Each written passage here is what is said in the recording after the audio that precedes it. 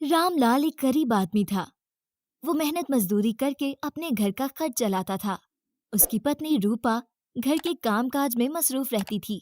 दोनों शादी के 7 साल तक बच्चे से महरूम रहे और फिर एक दिन ऊपर वाले ने उनकी सुन ली और उनके घर में एक प्यारी सी बच्ची पैदा हुई। रामलाल और उसकी पत्नी बहुत खुश हुए। उन्होंने उसका नाम चांदनी रखा क्योंकि वो चांदनी की तरह उजली थी।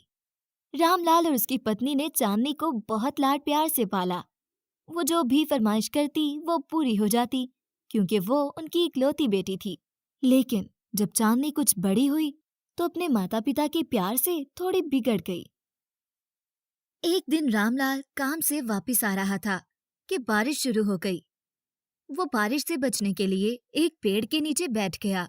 अचानक उसकी नजर एक कुत्ते पर पड़ी। वो बारिश में भीग चुका था।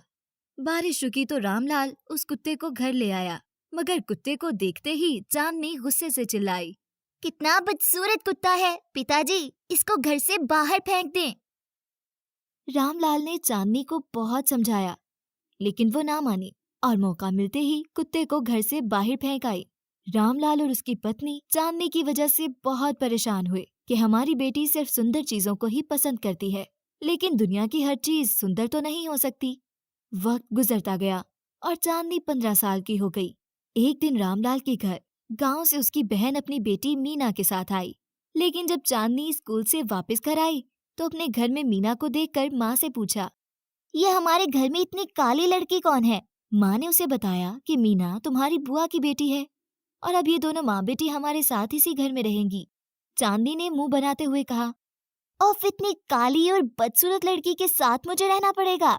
माँ ने उसकी बात सुनकर अपना सर पीट लिया और उसे चुप रहने का इशारा किया। कुछ दिन बाद जब उसके माता पिता ने मीना को उसके स्कूल में एडमिशन की बात की तो वो गुस्से में आ गई और उनसे कहा, मैं इस काली मीना को अपने साथ स्कूल लेकर नहीं जाऊंगी।